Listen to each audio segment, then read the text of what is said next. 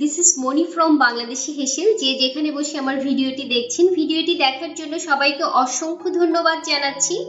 আজ আমি আপনাদেরকে করে দেখাবো ডিম ছাড়া black forest sheet cake recipe.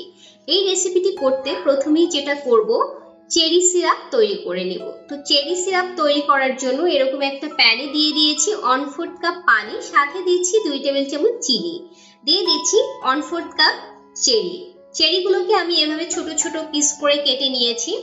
চিনি পানিটা প্রায় শুকিয়ে এসেছে আর চেরি সিরাপটাও রেডি। এবার এটাকে তুলে নিচ্ছি।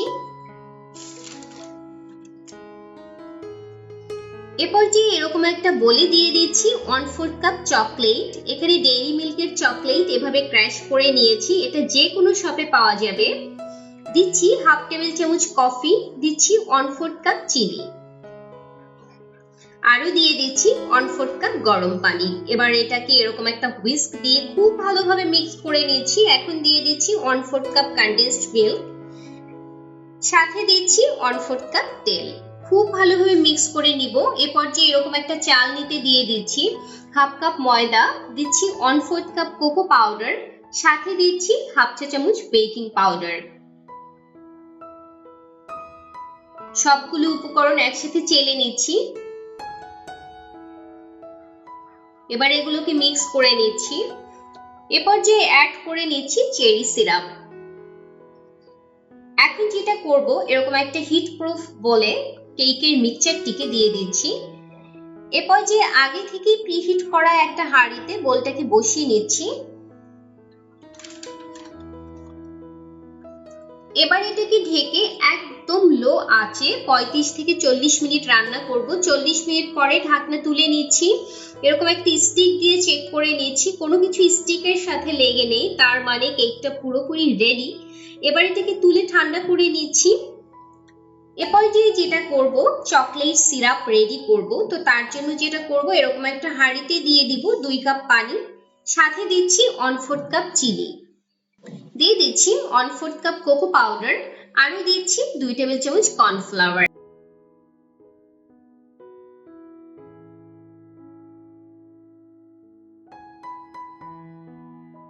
সিরাপটা ঘন হয়ে এসেছে।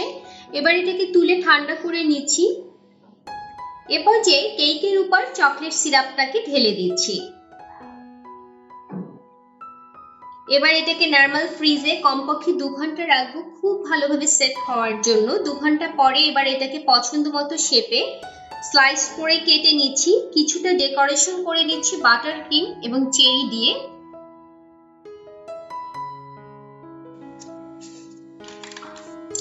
বাটার ক্রিমের লিংকটি আমি ডেসক্রিপশন বক্সে দিয়ে দিচ্ছি।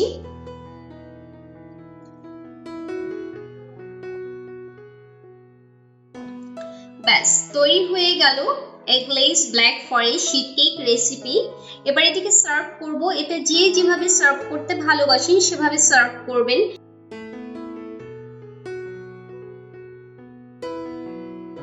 একটু টেস্ট করে দেখছি।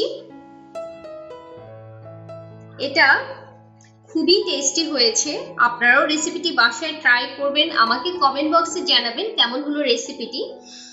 আর আমার ভিডিওটি যদি ভালো লেগে থাকে তাহলে প্লিজ আমার চ্যানেলটিকে সবাই সাবস্ক্রাইব করবেন। আজ বিদায় নিচ্ছি, সবাই ভালো থাকবেন, আল্লাহ হাফেজ।